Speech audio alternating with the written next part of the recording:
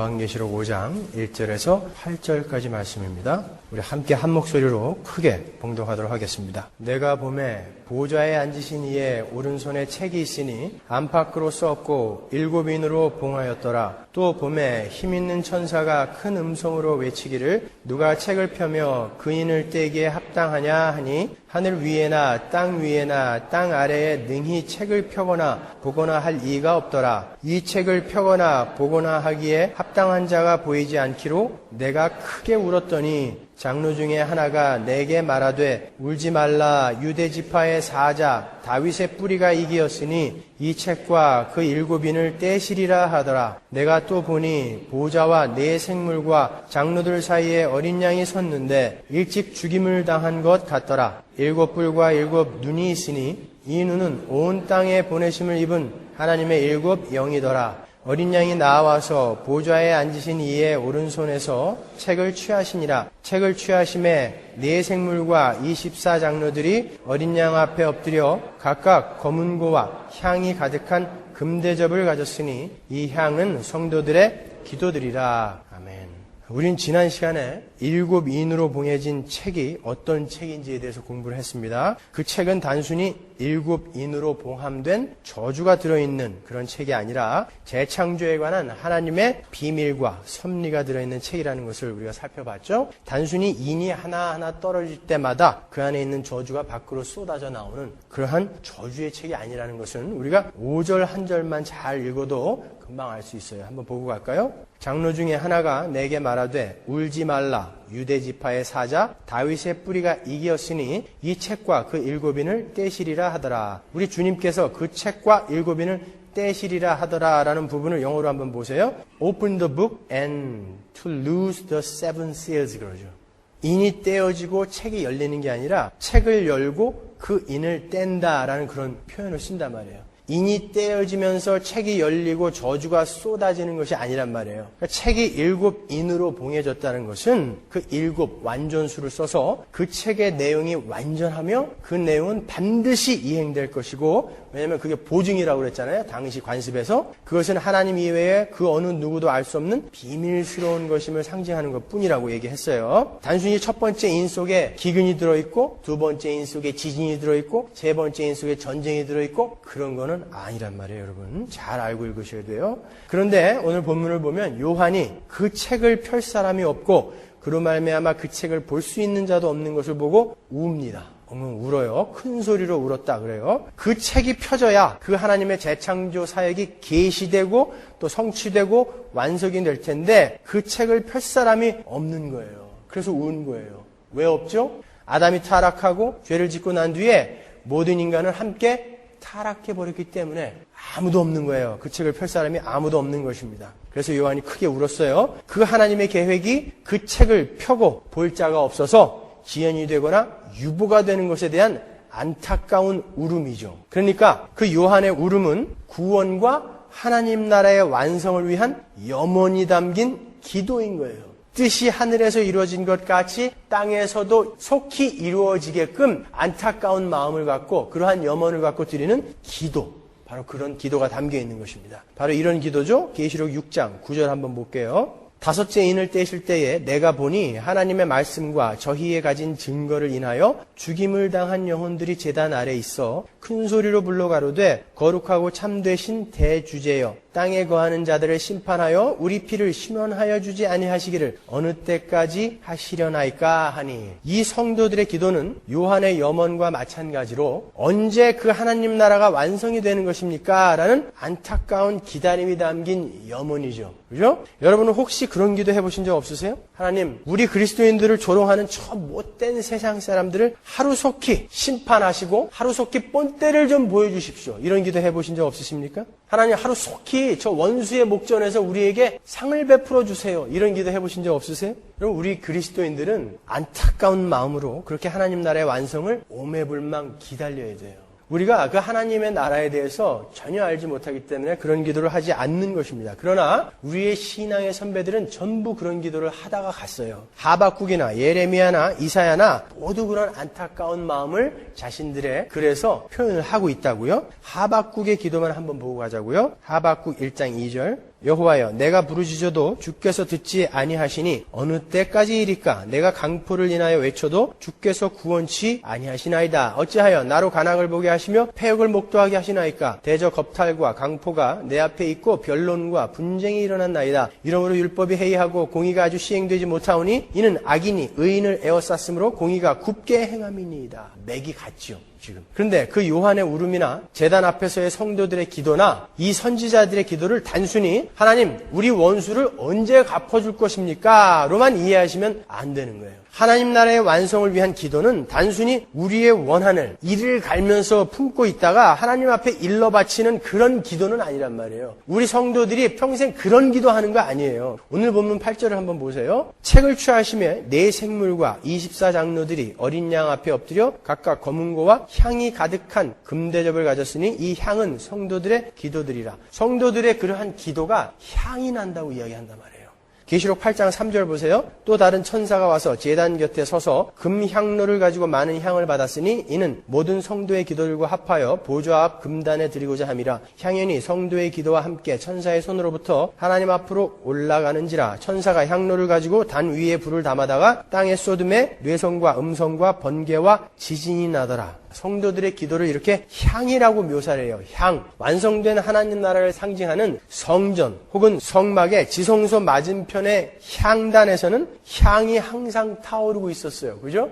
그리고 이스라엘은 제사 때 향제물이라는 것을 드렸습니다. 이 향은 하나님께 드려지는 예배에서 예물을 항상 동반했어요. 이스라엘의 향제물은 보통 숯불을 담은 냄비 안에서 만들어졌습니다. 그래서 그 숯불에서 나오는 연기가 향과 섞여진 형태가 바로 기도를 상징한다라고 그들은 이야기했단 말이에요. 그래서 이런 표현들을 많이 쓰죠. 성경에 시편 141편 2절 나의 기도가 주의 앞에 분향함과 같이 되며 나의 손드는 것이 저녁 제사 같이 되게 하소서. 그런데 그렇게 하나님 앞에 올려지는 향기로운 예물인 성도들의 기도가 하루속히 제 원한을 풀어주세요. 저 원수를 빨리 죽여주세요. 이런 내용이라면 그게 어찌 하나님 앞에 아주 향기롭게 올려지는 향기나는 기도겠어요. 그건 악취예요. 그러면 우리 성도들의 기도는 어떠해야 하는가 한번 살펴보자 말이에요. 이런 원한 섞인 기도의 내용을 보면 여러분 복음서의 어떤 부분이 생각나십니까? 불의한 재판관의 비유. 그죠? 누가복음 18장 1절 보세요. 항상 기도하고 낭망치 말아야 될 것을 저희에게 비유로 하여 가라사대 어떤 도시에 하나님을 두려워 아니하고 사람을 무시하는 한 재판관이 있는데 그 도시에 한 과부가 있어 자주 그에게 가서 내 원수에 대한 나의 원한을 풀어주소서 하되 그가 얼마 동안 듣지 아니하다가 후에 속으로 생각하되 내가 하나님을 두려워 아니하고 사람을 무시하나 이 과부가 나를 번거롭게 하니 내가 그 원한을 풀어주리라. 그렇지 않으면 늘 와서 나를 괴롭게 하리라 하였느니라. 주께서 또 가라사대 불의한 재판관의 말한 것을 들으라. 하물며 하나님께서 그 밤낮 부르짖는 택하신 자들의 원한을 풀어주지 아니하시겠느냐. 저희에게 오래 참으시겠느냐. 내가 너희에게 이르노니 속히 그 원한을 풀어주시리라. 그러나 인자가 올 때에 세상에서 믿음을 보겠느냐 하시니라. 예전에 제가 한번 설명해드린 비유인데 여기도 원한에 사무친 한 과부가 나오죠. 이 이야기는 하나님을 두려워하지 않고 사람을 무시하는 재판관도 과부가 귀찮게 찾아오면 자기가 해야 할 의무를 다하기 위해서 그 원한을 풀어준다. 하물며 천지 만물의 주인이신 전능하시고 의로우신 공의의 재판관이신 하나님께서 너희의 기도를 듣지 아니하시겠느냐? 응답해 주실 것이다를 이야기하는 거예요. 그러니까 기도하고 나서 금방 그 기도에 응답이 없다고 안달하지 말고 때를 기다려라 라는 내용이라고 그랬어요. 강청하고 매달리면 하나님도 귀찮아서 들어주신다에는 전혀 초점이 없어요. 의로운 재판장이신 하나님과 응답되지 않는 성도들의 기도에 초점이 있단 말이에요. 여기서는 불의한 재판관과 의로운 재판관이신 하나님을 대조해서 뭔가를 설명하고 있죠. 하나님은 반드시 신자들의 염원을 이루어 주신다라는 것을 지금 강조해서 설명해 주는 비유예요. 그러니까 낭망하지 말고 기다리라는 것이죠. 오늘 본문에 나오는 요한의 울음이라든지 요한계시록의 성도들의 기도라든지 구약의 선지자들의 이 기도라든지 이 비유에서 신자들이 하나님께 기도했는데 아직 들어지지 않아서 그들이 낭망하고 있는 그 기도는 같은 기도예요.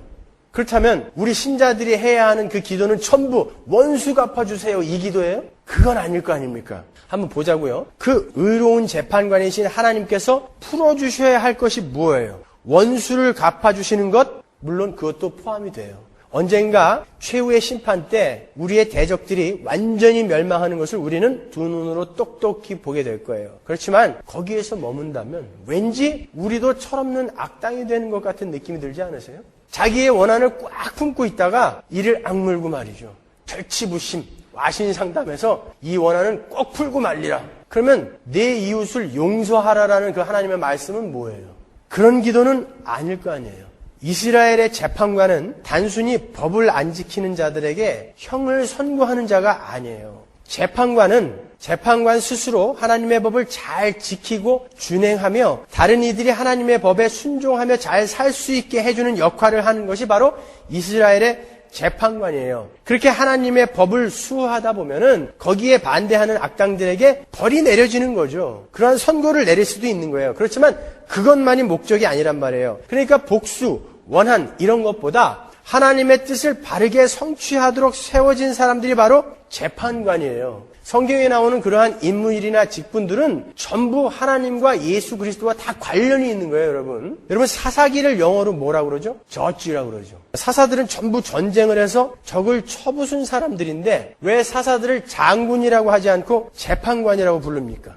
우리가 금요예배 때 사사기를 공부했어요, 작년에. 그때 사사기의 내용이 뭐였죠? 사사들은 전부 예수 그리스도를 예표하던 사람들이었어요. 그 예수 그리스도께서 세상에 관영한 악을 몰아내고 하나님의 백성들에게 구원을 주시는 것을 예표한 것이 바로 사사기예요. 그런데 그분은 왼손잡이의 모습으로, 소모는 막대기를 가진 자의 모습으로, 연약한 아녀자의 모습으로 그렇게 오신다는 것이 사사기의 교훈이었어요. 그러니까 사사들이 열심히 전쟁을 해서 적군을 물리친 그 사건들은 전부 하나님의 법을 모르는 자들, 즉 하나님을 대적하는 행악과 무지와 불법을 진멸해서 하나님 나라를 완성하는 예수 그리스도의 그 모습을 상징적으로 나타낸 거예요. 그러니까 전체가 다 복음이에요, 사사기는.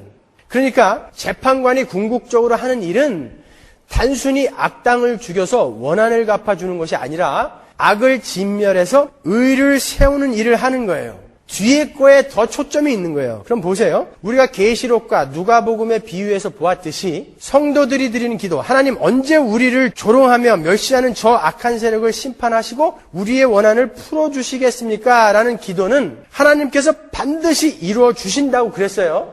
그것은 무엇이 이루어진다는 것입니까, 그럼? 단순히 원수를 갚아주겠다는 것이 아니죠. 악이 진멸되고 하나님의 의가 완성이 될 것이라는 것을 약속하시는 거예요. 그 일은 반드시 너희들에게 응답이 될 것이라는 것이죠. 그럼 우리를 한번 보자고요. 만약 오늘 하나님 나라가 완성이 되면 여러분 거기 들어갈 자신 있으세요? 지금 당장 우리의 모습은 여전히 추하고 엉터리 같은 모습이 남아있어요. 그래서 여러분 많이 고민하시죠. 왜 나는 예수를 믿고도 이 모양이냐? 왜 나는 예수를 믿고도 여전히 내 안에서 이렇게 악이 가득한 그런 행위가 나오냐? 이런 고민들 안 하세요? 저만 하고 있는 거예요, 지금?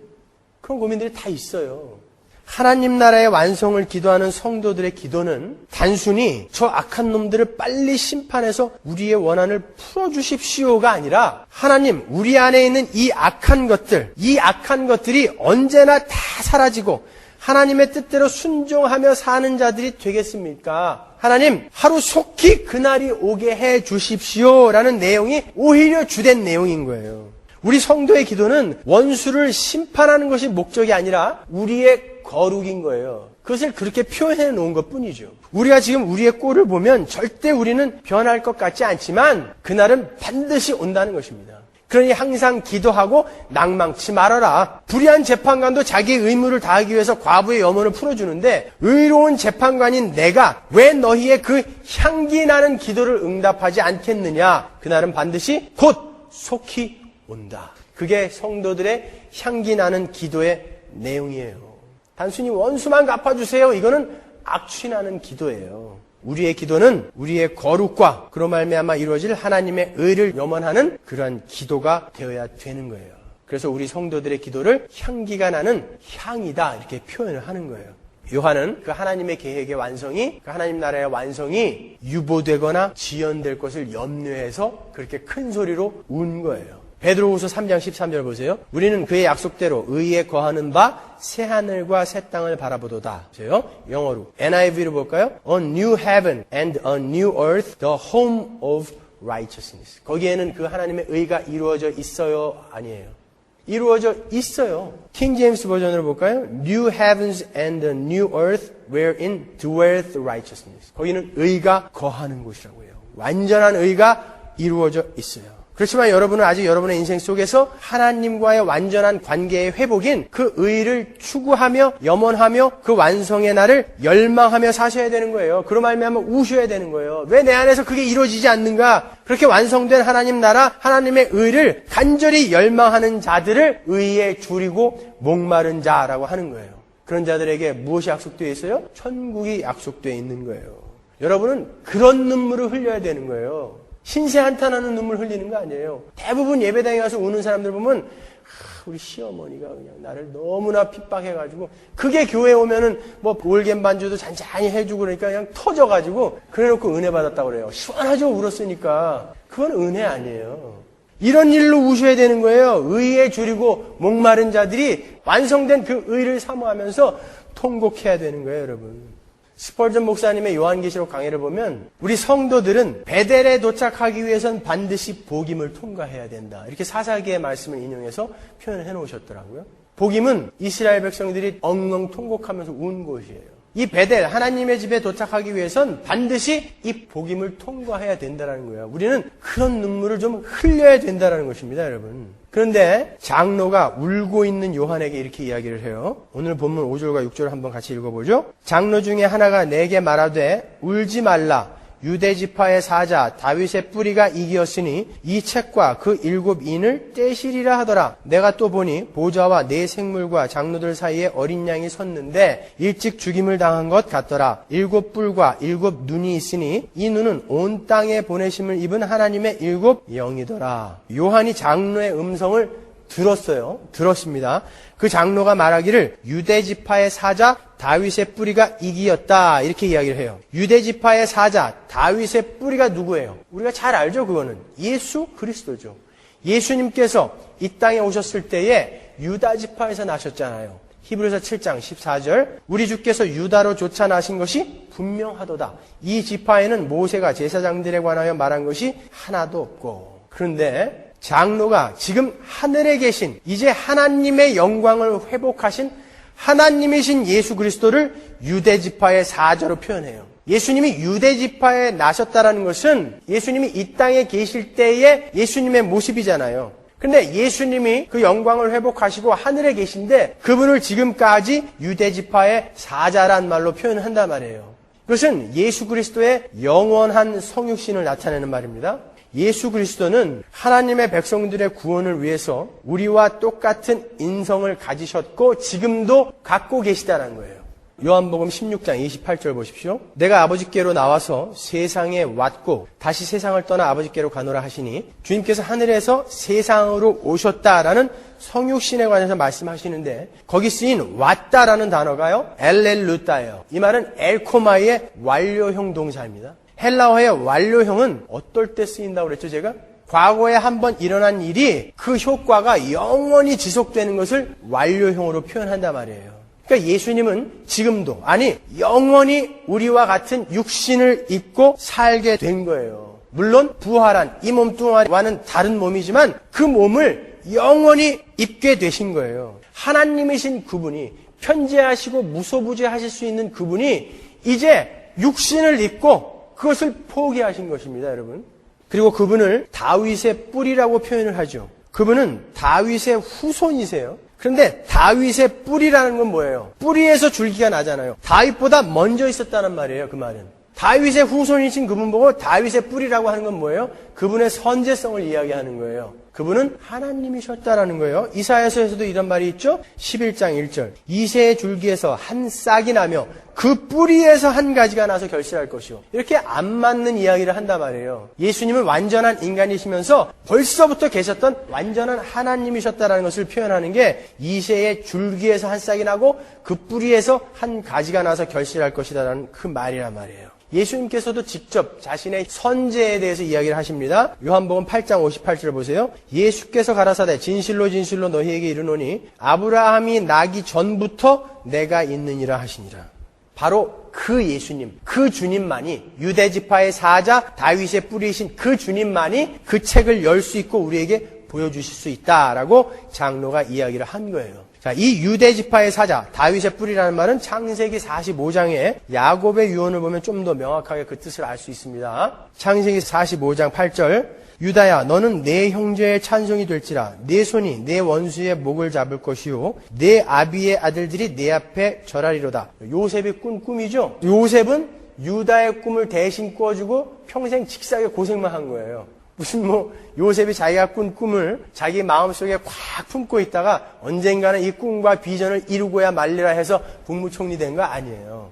여러분, 기독교는 우리의 꿈을 이루는 게 아니라 하나님의 비전이 이루어지는 게 기독교예요. 유다는 사자 새끼로다. 사자가 나오죠. 내 아들아 너는 움킨 것을 찢고 올라갔도다. 그의 엎드리고 웅크림이 수사자 같고 암사자 같으니 누가 그를 범할 수 있으랴. 홀은 임금님의 지휘봉을 이야기하는 거예요. 유다를 떠나지 아니하며 치리자의 지팡이가 그 발 사이에서 떠나지 아니하시기를 실로가 오시기까지. 실로는 쉬로라는 헬라어인데 메시아를 뜻하는 말이죠. 실로가 오시기까지 미치리니 그에게 모든 백성이 복종하리로다. 그의 나귀를 포도나무에 매며 그 암나귀 새끼를 아름다운 포도나무에 맬 것이며 또 그 옷을 포도주에 빨며 그 복장을 포도즙에 빨리로다. 그 눈은 포도주로 인하여 붉겠고 그 이는 우유로 인하여 희리로다. 유다의 후손으로 오실 메시아에 관한 예언이죠. 야곱의 유언이에요. 당시 유대인에게 있어서 사자는 하나님의 능력과 하나님의 율법의 능력을 나타냈던 동물이에요. 그리고 헬라 사람들에게 있어서도 사자는 세상을 통치하고 악을 파괴하며 다음 세상에서 죽은 자를 안전으로 인도하는 그들의 햇신을 가리키는 동물이었어요. 그러니까 유대지파의 사자이신 예수님이다라는 이런 표현은 원수를 정복하고 승리하신 메시아 예수 그리스도의 힘, 강함을 나타내는 거예요. 그것이 요한이 장로로부터 들은 거예요. 그런데 이제 요한이 그분을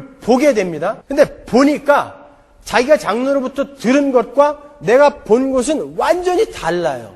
오늘 본문 6절 보세요. 내가 또 보니 보좌와 내 생물과 장로들 사이에 어린 양이 섰는데 일찍 죽임을 당한 것 같더라. 들은 것은 분명 사자의 모습이었어요. 근데 직접 보니까 죽임을 당한 어린 양의 모습이에요. 거기서 죽임을 당하다라고 번역이 된 스파조라는 말은 도살당한이라는 아주 잔인한 단어라고요. 승리를 한 사자가 도살을 당한 어린 양의 모습으로 나타나 있는 거예요. 우리는 승리하면 나의 힘을 키워서 상대방을 완전히 묵사발을 만드는 그런 것을 연상한다고요. 그걸 승리라고 생각해요. 성경에서 말하는 승리는 내가 당하고 내가 죽어서 이루는 승리예요. 지겹죠?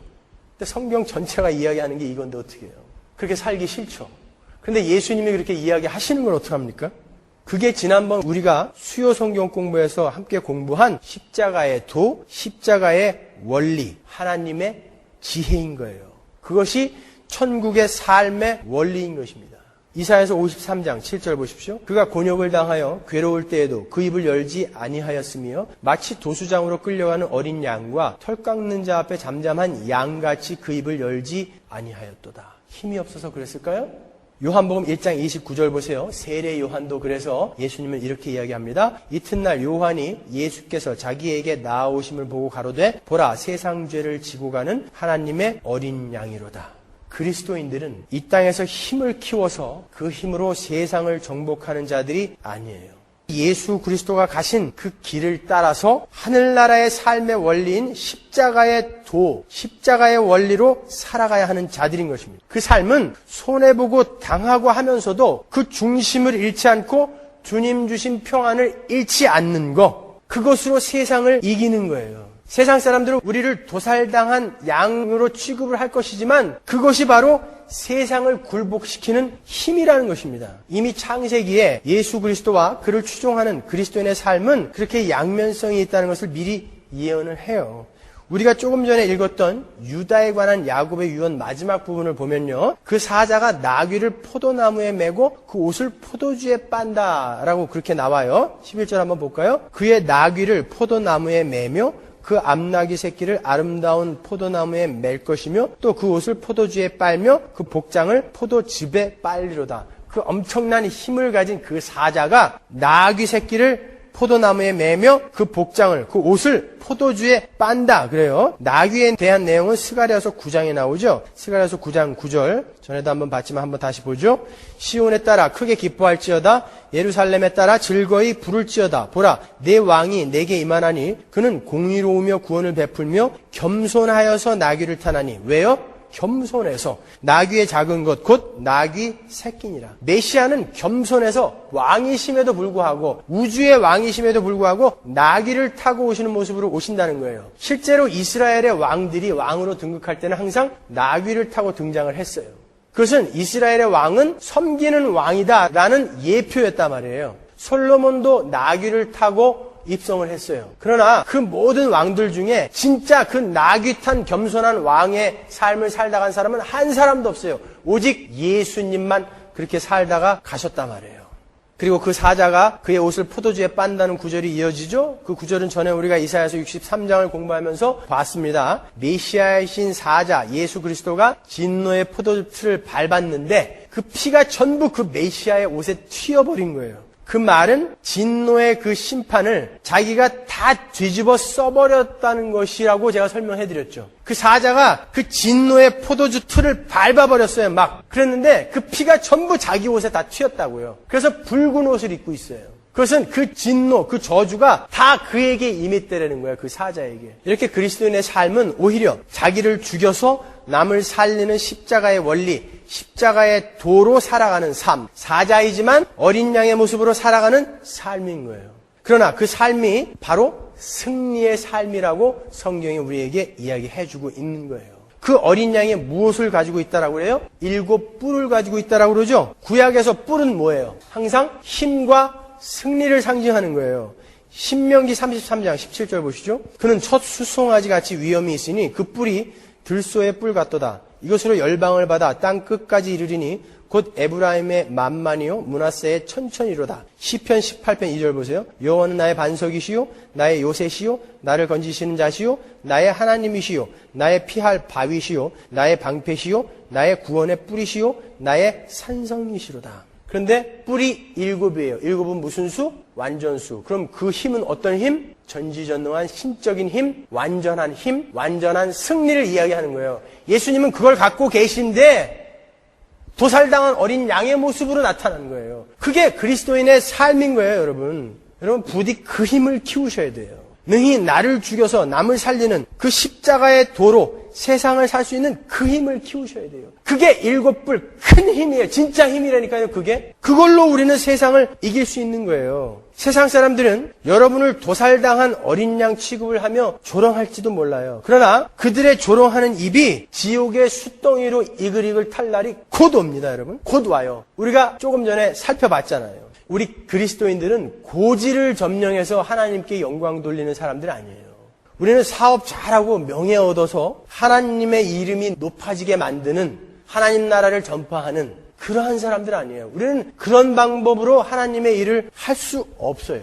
히브리서 12장 16절 보십시오. 음행하는 자와 혹 한 그릇 식물을 위하여 장자의 명분을 판 에서와 같이 망령된 자가 있을까 두려워하라. 고지론을 주장하는 자들이 지금 고지를 점령하자. 그 고지를 점령하기 위해서 우리는 이러이러한 것을 성취해내자라고 주장하는 그 모든 것들은 팥죽 한 그릇 같은 거라는 거예요. 그 팥죽 한 그릇으로 여러분의 평생을 소비하지 말라는 것입니다, 여러분. 그런 것으로 두려워하라는 거예요. 두려워하라. 그들은 망령된 자다 그런단 말이에요. 히브리서 10장 32절 보세요. 전날에 너희가 빛을 받은 후에 고난의 큰 싸움에 참은 것을 생각하라. 혹 비방과 환난으로서 사람에게 구경거리가 되고 혹 이런 형편에 있는 자들로 사귀는 자 되었으니 너희가 갇힌 자를 동정하고 너희 산업을 빼앗기는 것도 기쁘게 당한 것은 더 낫고 영구한 산업이 있는 줄 알미라. 예수 믿으면 사업이 잘 되는 게 아니라 산업을 뺏긴다니까요. 망해요. 왜냐면 예수 그리스도가 우리에게 하라는 원리대로 하면은 망한다니까요. 근데 그것을 기쁘게 여기라라는 거예요. 기쁘게. 기독교는 완전히 엉터리 같은 기독교가 전해지고 있다니까요. 예수를 바로 믿고 그 원리대로, 하나님 나라의 원리대로 실제로 살아내면 우리는 망해요. 그리고 환난을 참아야 되는 상황에 들어가는 거예요. 그게 기독교예요. 그래서 예수를 믿으면 사업도 잘 되고 건강해야 되고 병도 안 걸려야 되고, 그런 기독교가 어디 있냔 말이에요. 어디 성경에서 그런 기독교를 이야기하고 있냔 말이에요. 그래도 대부분 90% 이상이 다 글로 가고 있는데 그게 맞지 않을까요? 따라가세요. 그러면 항상 하나님의 남은 자들은 늘 소수였어요. 늘 십자가에서 죽었고 늘 화형대에서 화형당했어요. 그 반대로 가는 자들은 늘 큰 세력을 갖고 있었어요. 여러분, 거기가 화려하고 크다고 해서 그게 진리가 아니에요.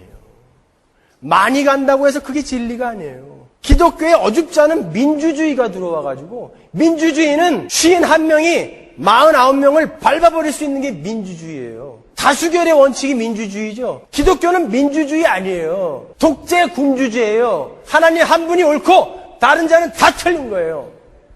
다수가 간다고 옳다라고 생각하지 마세요, 여러분. 그런 기독교 없어요. 여러분, 그 길 따라가면 망령된 자들 되는 거예요. 망하는 길이에요, 그 길은요. 히브리서 11장 35절 보세요. 여자들은 자기의 죽은 자를 부활로 받기도 하며, 또 어떤 이들은 더 좋은 부활을 얻고자 하여 악형을 받되 구차히 면하지 아니하였으며, 또 어떤 이들은 희롱과 채찍질뿐 아니라 결박과 옥에 갇히는 시험도 받았으며, 돌로 치는 것과 톱으로 켜는 것과 시험과 칼에 죽는 것을 당하고 양과 염소의 가죽을 입고 유리하여 궁핍과 환난과 학대를 받았으니 이런 사람은 세상이 감당치 못하도다. 이런 사람은 어떻다고요? 세상이 감당치 못하도다. 뭐예요? 세상이 그를 이길 수 없다. 우리가 이긴다는 거예요. 이런 사람들이 이긴다라는 거예요. 이게 힘이에요. 이게 힘이에요. 여러분이 이 삶을 정말 원하시냔 말이에요. 그들이 그리스도인이란 말이에요. 다시 한번 말씀드리지만 기독교는 고지를 점령해서 보란듯이 하나님 나라를 전파하는 종교가 아닙니다, 여러분. 십자가의 도로 전하는 자의 피를 타고 전해지는 거예요. 기독교는 그 도를 전하는 자의 피를 타고 여태까지 면면이 이어져 내려온 거예요. 기독교가 힘을 갖고 있었을 때는 늘 기독교는 타락했어요. 기독교는 전하는 자의 피를 타고 흘러오는 거예요. 우리도 그런 삶을 살아야 하는 거예요. 그 도가 뭐예요? 전해지는 도가 바로 십자가의 도, 십자가의 원리인 거예요. 그래서 전도라고 하는 거예요. 거기에서 전하는 도는 바로 십자가의 도, 십자가의 원리인 거예요. 그것이 전해지니까 하나님 나라가 이렇게 전파가 되더라는 거예요. 그래서 전도라는 거예요. 그것을 세상 사람들이 보기에는 저런 미련한 놈들, 그래서 전도에 미련한 것이라고 하는 것이죠. 그러나 그게 힘이에요. 그게 승리인 것입니다, 여러분. 여러분, 팥죽 한 그릇 같은 그런 사소한 것에 목숨 걸지 마세요. 받아 먹을 땐 맛있지만 그건 이내 사라져 버리는 거예요. 하나님 나라의 완성과 나의 거룩을 위해 더 많은 눈물을 뿌리면서 기도하십시오. 우리는 반드시 복임을 통과해야 베델로 가는 거예요. 그리고 낙심이 되고 좌절될 때마다 그 유대 지파의 사자, 다윗의 뿌리이신 예수 그리스도께서 이미 그 책을 열고 완전한 승리를 이루어 놓으셨다는 것을 꼭 기억하세요. 오늘 본문을 보면서 여러분은 그거 얻어가시면 되는 거예요. 그분이 여셨어요. 그리고 거기는 home of the righteousness, 의가 이미 완성이 되어 있어요. 우리는 여기서 열심히 눈물 뿌리면서 추구하고 염원하고 기도하면서 나가면 되는 거예요. 그리고 그날에 가서 영원히 행복하게 살 거예요. 영원히. 다른 것에 눈두지 마세요. 망했어요? 괜찮아요. 하나님이 여러분 잘 끌고 가고 계신 거예요. 사업이 잘 됩니까? 예. 여러분 하나님 나라와 교회를 위해서 쓰라고 주시는 거예요. 청지기를 주시는 거예요. 잘 쓰세요. 그러나 그런 것에 연연하지는 마세요. 그거는 팥죽 한 그릇 같은 거예요. 우리의 그 향기나고 거룩한 기도는 반드시 이루어집니다.